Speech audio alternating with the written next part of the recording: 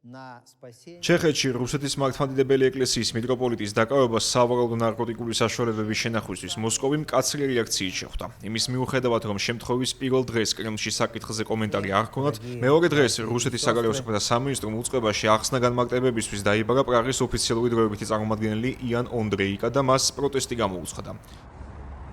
რუსული დიპლომატიური უწყების მტკიცებით რუსის სასულიერო პირის წინააღმდეგ გამოთქმული ეჭვები და ბრალდებები არის სრულიად უპასუხისმგებლო აბსურდული, ხოლო კარლოვი ვარში მათივე ცნობით ანონიმური შეტყობინების შემდეგ ჩატარებული საპოლიციო ოპერაცია უსაფუძვლად თითქოს ნათლად ადასტურებს მის წინასწარ დაგეგმილ და პროვოკაციულ ხასიათს. მოსკოვში მიაჩნიათ, რომ რუსული მართლმადიდებელი ეკლესიის სასულიერო პირებს ჩეხეთში მიზანმიმართულად დევნიან და მოითხოვენ მიტროპოლიტ ილარიონის დაუყოვნებლივ გათავისუფლებას. სასულიერო პირი, რომელიც წარსულში ბუდაპეშტში მოსკოვის ეპარქიას მეთაურობდა, მოგვიანებით კი უნგრეთის მოქალაქეობას მიიღო, სამართალდამცავი უწყების წარმომადგენლებმა წმინდა პეტრე პავლეს ტაძრიდან გამოსვლის შემდეგ ავტომობილის გადადგილებისას 24 მაისს დააკავეს.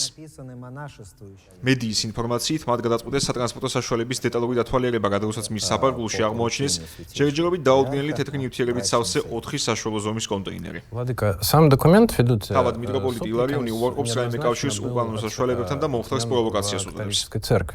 Дело в том, что в Германии წარსულში ვლადიმერ პუტინის მიერ ღირსების ორდენით დაჯილდოებული რუსი მიტროპოლიტის სახელთან ბოლო 2 წელიწადში არაერთი სკანდალური ინფორმაცია არის დაკავშირებული. კარლოვი ვარის ეპარქიაში ის 2024 წელს გადაიყვანეს მას შემდეგ, რაც მისმა ყოფილმა თანაშემწემ სექსუალურ შევიწროებაში დაადანაშაულა.